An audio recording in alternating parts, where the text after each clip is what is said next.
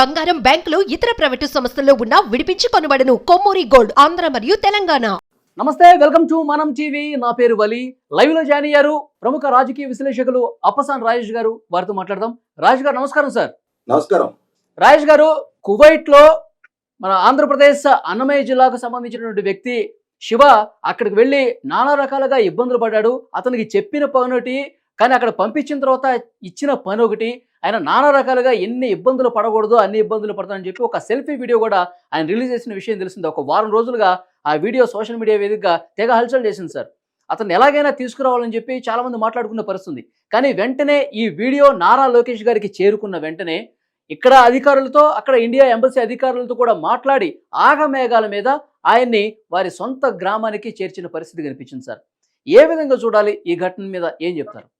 నాయకుడికి మానవతోపు కోణం, వేగంగా స్పందించే లక్షణం, ఎదుటివాడి కష్టాల్లో ఉన్నప్పుడు ఆదుకోవాలనే తత్వం ఉన్నప్పుడు ఆ నాయకుడు ఏ విధంగా స్పందిస్తాడు అనడానికి ఇప్పుడు ఈ అంశంలో నారా లోకేష్ స్పందనే మనకు చాలా స్పష్టంగా కనిపిస్తా ఉంది. ఎందుకంటే ఇక్కడ రాష్ట్ర మంత్రిగా, తెలుగుదేశం పార్టీ ప్రధాన కార్యదర్శిగా, తెలుగుదేశం పార్టీ కార్యకర్తల సంక్షేమ నిధి కన్వీనర్గా, గతంలో తను తెలుగుదేశం పార్టీ ప్రతిపక్షంలో ఉన్న సందర్భంగా తెలుగుదేశం పార్టీ కార్యకర్తల కుటుంబాలకు ఏదైనా కష్ట నష్టాలు వస్తే తను ఆదుకున్న తీరు చాలా సందర్భాల్లో మనం చూసాం. ఆ కార్యకర్తలకు ఏదైనా ప్రమాదకర పరిస్థితులు ఎదురైనా, వాళ్ళ పిల్లల చదువులు పరంగా కానీ మొదటి నుంచి కూడా తెలుగుదేశం పార్టీలో ఒక కుటుంబ సంబంధ బాంధవ్యాలు కార్యకర్తలతోటి నాయకులకి మధ్య ఒక అవినాభావ సంబంధం మొదటి నుంచి ఉండేది. అదే భావజాలంతో లోకేష్ కూడా పెరగడం జరిగింది. తనకి ఓదలిసే నాటికే తన చుట్టూ అధికారం ఉంది, తన చుట్టూ వాళ్ళ తాతగారు కానీ తండ్రి కానీ అంటే ఈ రాష్ట్రంలోనే సర్వాధికారాలు చెలాయిస్తున్న పదవుల్లో కొనసాగుతుండగా తను చూస్తూ పెరిగాడు. అయినా సరే అటువంటి స్థితిలో పెరిగి కూడా ప్రజల పట్ల చాలా మానవత్వాన్ని కలిగి ఉన్న నారా లోకేష్ స్పందన 100% హర్షణీయం. అన్నమయ్య జిల్లా మదనపల్లి నియోజకవర్గం వాల్మీకిపురం మండలం చింతమర్తి గ్రామానికి చెందిన శివ తను బతుకు తెరువు కోసం కువైట్ వెళ్ళి అక్కడ ఒక రకంగా ఇక్కడ ఏజెంట్లు చెప్పేది ఒకటి, వీళ్ళని అక్కడికి తీసుకెళ్లిన తర్వాత ఒక ఎట్టి చాకరీ కార్మికులుగా వాళ్ళని అంటే వాళ్ళ పాస్పోర్ట్ తీసేసుకొని వాళ్ళని వేధింపులకు గురి చేస్తున్న సందర్భాలు చాలా సందర్భాల్లో మనం గమనిస్తా ఉన్నాం. చాలా మంది మహిళలు అయితే అక్కడికి వెళ్ళిన తర్వాత లైంగిక దాడులకు గురయ్యి ఆవేదన భరితులయ్యి ఆత్మహత్యలు చేసుకున్న కుటుంబాలు కూడా మనం చూసాం గతంలో.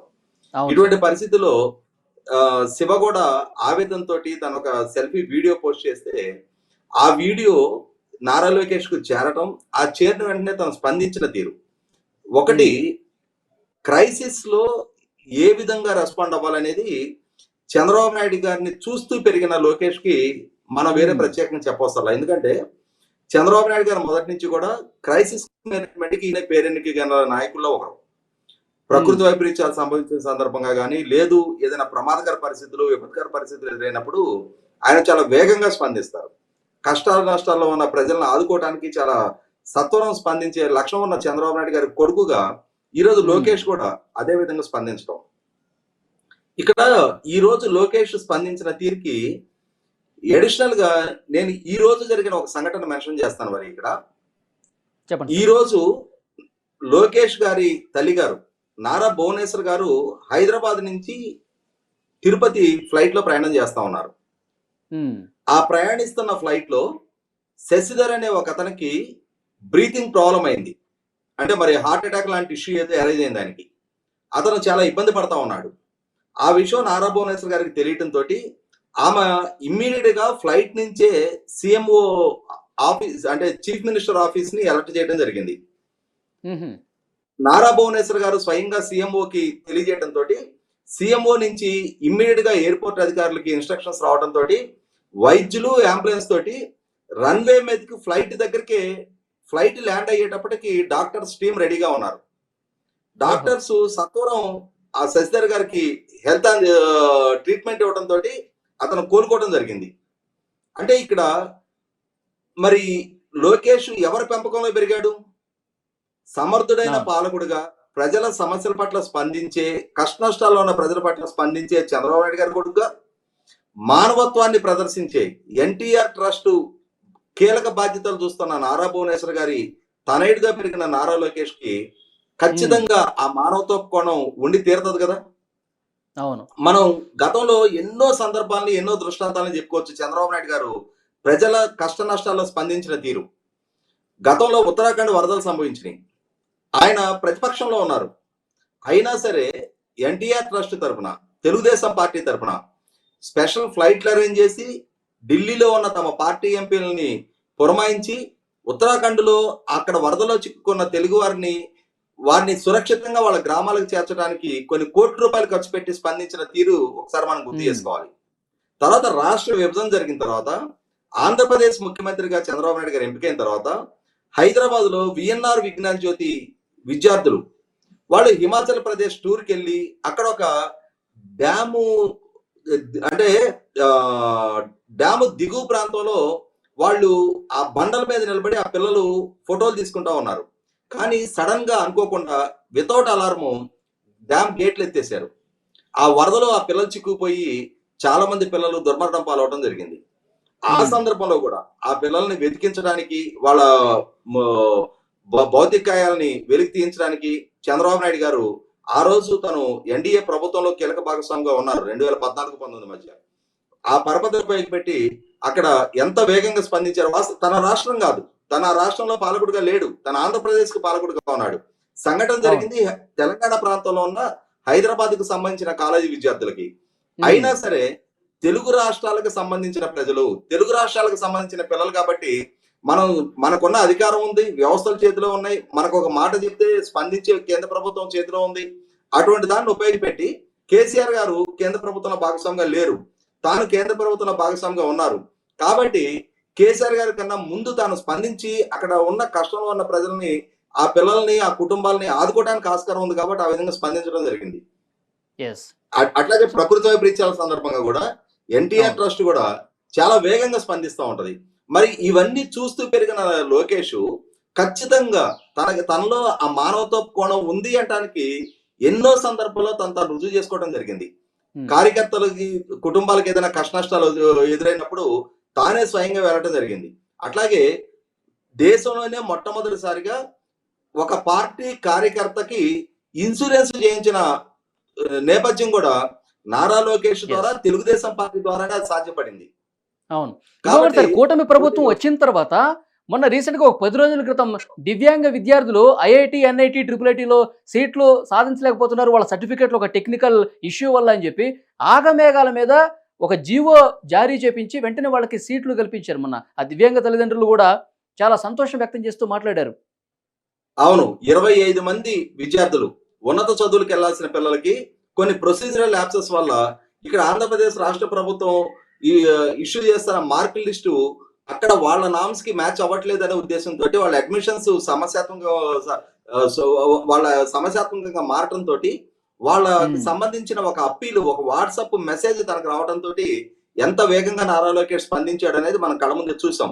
ఇటువంటి పరిస్థితిలో శివ విషయం కూడా నారా లోకేష్ కు చేరడం వల్ల మొట్టమొదటిగా కష్టంలో ఉన్న ఒక కుటుంబానికి స్వాంతం చేకూరినట్టు అయింది.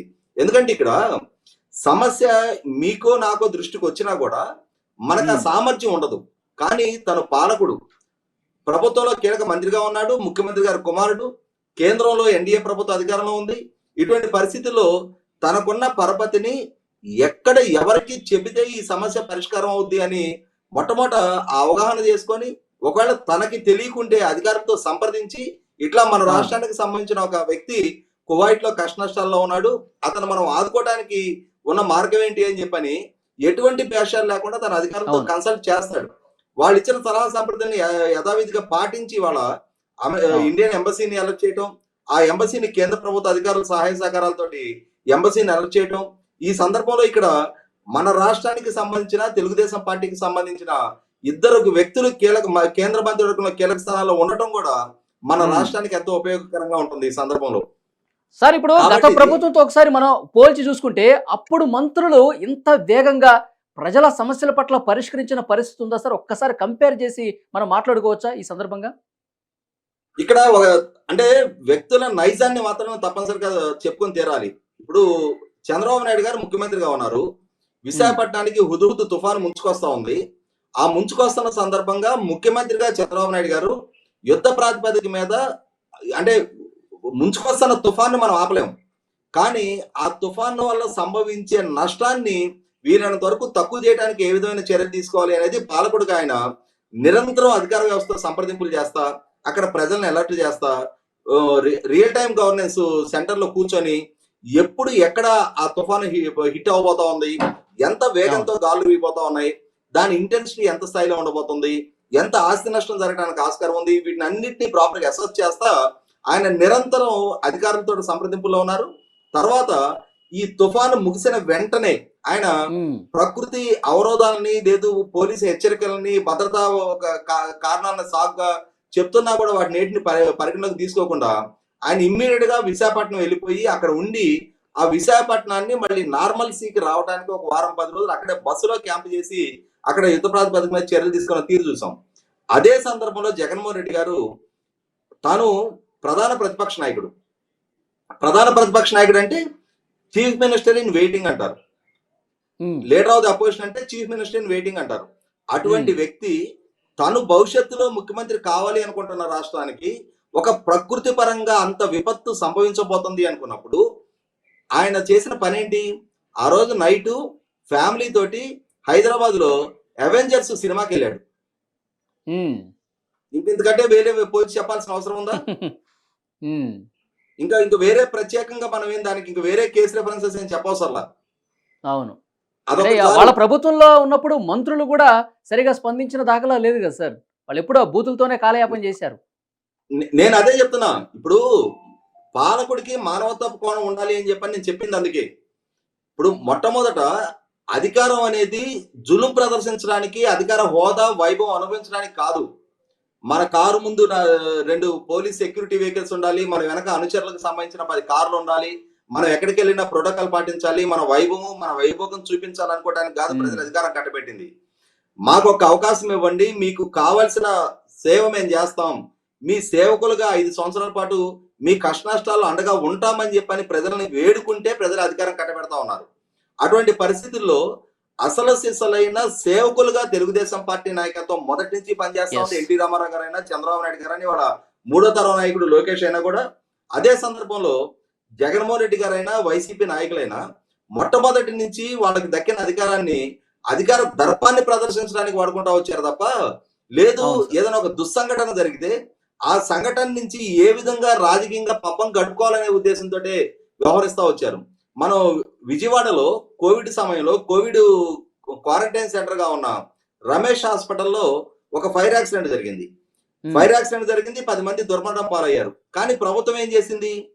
అక్కడ దుర్మరణం పాలైన ప్రజలు, అక్కడ దుర్మరణం పాలైన బాధితుల కుటుంబాలు ఆదుకోవడానికన్నా కూడా ఆయన రమేష్ చౌదరా, రమేష్ రెడ్డి, రమేష్ శాస్త్ర, రమేష్ నాయుడు దీని మీద ఫోకస్ చేసి, ఇప్పుడు ఆ డాక్టర్ కులంతో సంబంధం ఏంటి?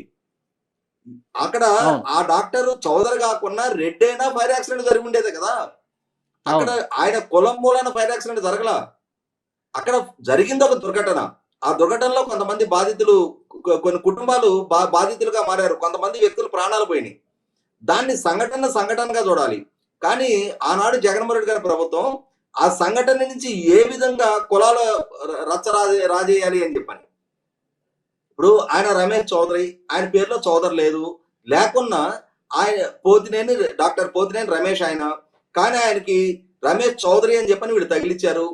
తగిలిచ్చిన మూలాన డాక్టర్ గా ఆయన దశాబ్దాల తరబడి అందించిన సేవలు ఏమన్నా ప్రజలు మర్చిపోతారా? అసలు ఆయనకి కులాన్ని ఆపాదించాల్సిన అవసరం ఏముంది?